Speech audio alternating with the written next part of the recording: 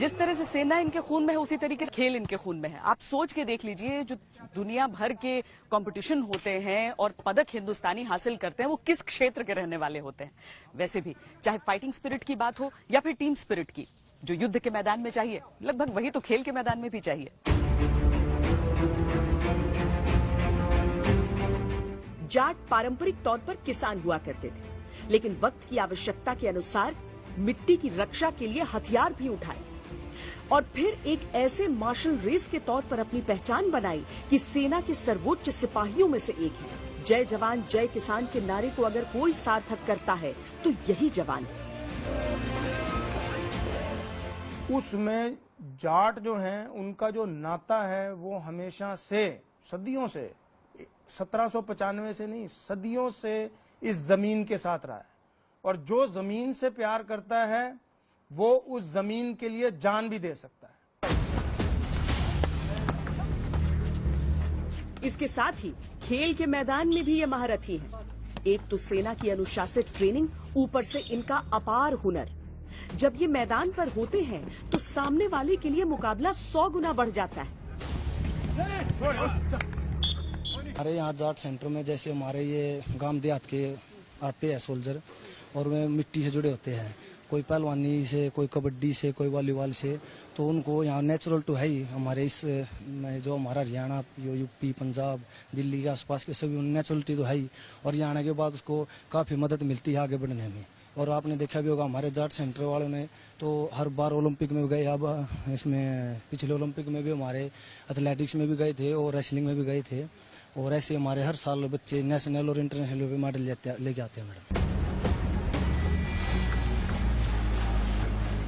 खासकर track and field और कुश्ती में जाट रेजिमेंट के किसी भी बटालियन का प्रतिनिधित्व होता है तो इनका मेडल पक्का होता है।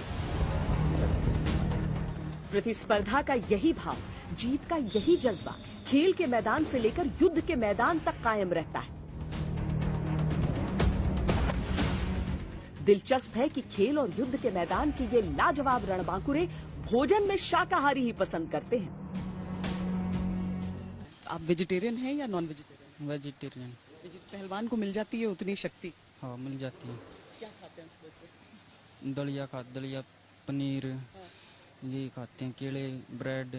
ये बताइए कि जो मैंने उनसे पूछा कि जो खुराक होती है उसमें वेजिटेरियन होता है सर? हाँ जी, जैसे सुबह प्रैक्टिस के बाद जाते हैं तो दलिया, केले, ब्रेड, पनीर की भुजी ये मिलते हैं, और साथ में चने, सोयाबीन मिलती है।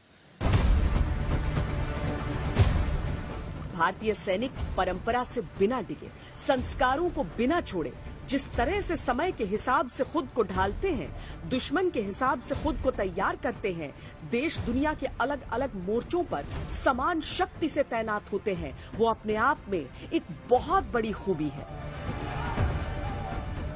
अपनी परंपरा पर गर्व होना बहुत जरूरी होता है, खासकर अगर आपकी परंपरा उतनी समृद्ध हो जितना कि जाट रेजिमेंट की।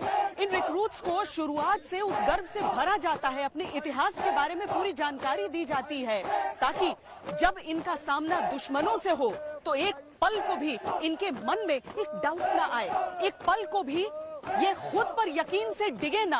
और इन रिक्रूट्स की आंखों में अगर आप देखेंगे तो चंद हफ्तों की ट्रेनिंग के बाद ही वो गर्व भरपूर इनके भीतर भर चुका है।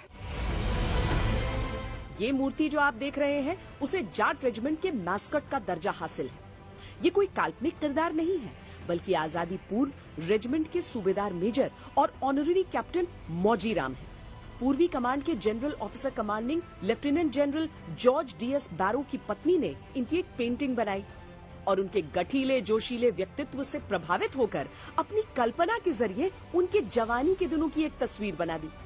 ये बस्ट उसी आधार पर तैयार किया गया है। जाटों का जोश कुछ ऐसा रहा कि जब भी असंभव मिशन आए उन्हें ही चुना गया।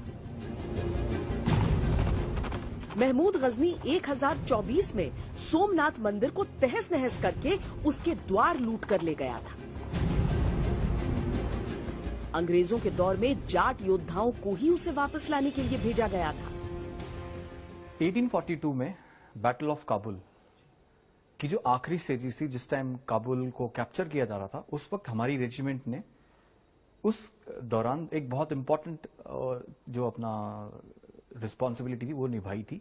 उस time governor general lord Ellenborough and brigadier Nott जो है उस टाइम फोर्स कमांडर थे, उनके अंडर 43 बंगाल इन्फेंट्री और 2 MEC जो कि 1 Jat light infantry later on, उन्होंने इन गेट्स को कैप्चर करके जो बहुत ही इंपॉर्टेंट अपना जो रिस्पॉन्सिबिलिटी थी उसको पूरा किया था।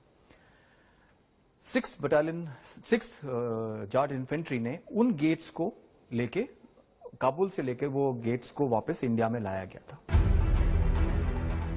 स्वतंत्रता के बाद जब भारत की अखंड तस्वीर कायम रखनी थी तो हैदराबाद में ऑपरेशन पोलो को सफल बनाने में 6 जाट की बड़ी भूमिका रही थी। इस रेजिमेंट के बटालियन इतिहास का हिस्सा बनते ही रहे हैं। 1948 में रॉयल जाट कही जाने वाली 1st जाट लाइट को लाल किले और राष्ट्रपति भवन की सेरेमोनियल बटालियन बनने का गौरव हासिल हुआ और वो लाल किले पर ध्वजारोहण समारोह में भाग लेने वाली पहली बटालियन बनी। संयुक्त राष्ट्र मिशन में भी इनकी ऐतिहासिक भागीदारी रही।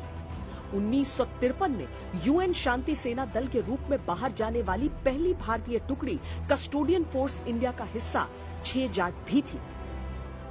जाट रेजिमेंट उन गिने चुने रेजिमेंट्स में शामिल है जो नौसेना के युद्धपोत INS त्रिशूल और एयरफोर्स के सुखोई स्क्वाड्रन से अफिलिएटेड है।